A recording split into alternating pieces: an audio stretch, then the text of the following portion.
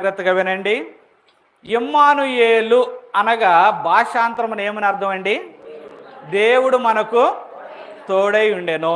దేవుడు మనకు తోడై ఉండెను. ఆయన చూడండి, ఆయన పేరే మీకు తోడై ఉన్న దేవుడను అని పెట్టుకున్నాడు. ఏం పెట్టుకున్నాడు?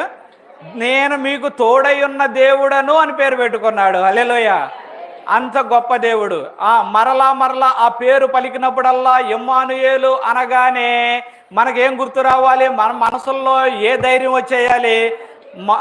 దేవుడు మనకు తోడై ఉన్నాడు, లేకపోతే దేవుడు నాకు తోడై ఉన్నాడు. మనుషులు తోడై ఉన్నారో లేదో, మనుషుల యొక్క సహాయము నాకు ఉందో లేదో కానీ నా దేవుడు మాత్రము నాకు తోడై ఉన్నాడు. హల్లెలూయా!